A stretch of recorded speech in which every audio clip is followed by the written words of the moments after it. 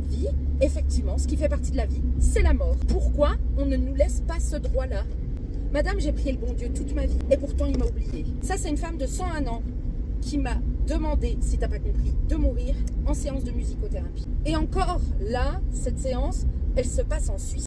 Et les Suisses, ils ont le droit à mourir. Culturellement parlant, le rapport à la mort, il n'est pas pareil. En maison de retraite en France, la mort est tabou.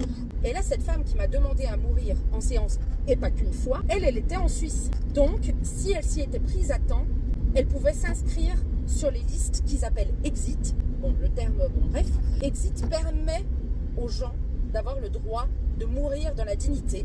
Tu n'y as pas le droit si c'est que pour des raisons égoïstes, type désespoir, mais tu as le droit de mourir dans la dignité. Le nombre de personnes qui réclament Exit après avoir intégré une maison de retraite, eh ben, il est beaucoup plus nombreux que ça. Et en Suisse, je trouve que la différence entre les maisons de retraite françaises et suisses, c'est qu'en Suisse, on parle beaucoup plus librement de la mort. Du fait qu'il y ait ce droit de mourir, il y a le débat. Il existe aussi, comme en France. Mais on peut en parler beaucoup plus librement et les personnes âgées en parlent aussi beaucoup plus librement et on est aussi formé à les écouter à ce sujet. Là, actuellement, en France, le Sénat a voté contre le droit à mourir. Je ne sais pas quoi dire à part que je crois que encore une fois, ils sont complètement hors réalité. Je vais donner un autre exemple, ma propre grand-mère. Le nombre de fois où elle nous a fait des frayeurs, elle était sur le point de mourir, elle a failli passer parce qu'elle était déshydratée.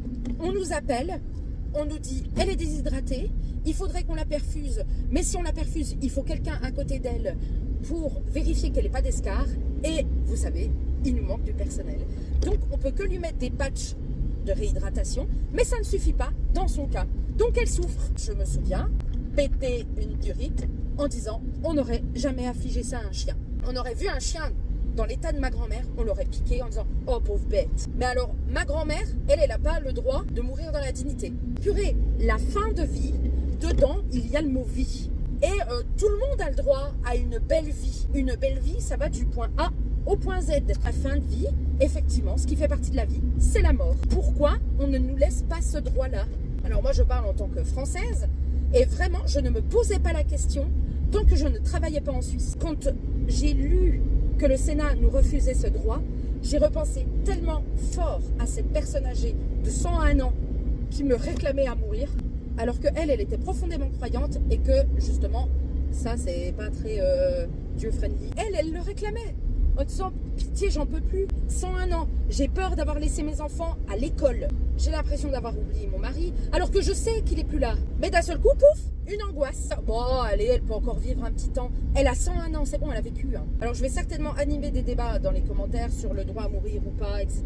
Bah, engueulons-nous, quoi. Je m'en fous. Moi, je le dis, je veux pouvoir avoir le droit de mourir. Moi, j'aimerais pouvoir un jour me dire, je vais même pas en maison de retraite. Je suis malade, personne ne peut s'occuper de moi. Eh ben, zou, je ne veux pas afficher ça ni à ma famille ni à moi-même. Je trouve dingue qu'on en soit encore là. Alors que même, je répète, alors que même les animaux de compagnie, ils ont ce droit-là.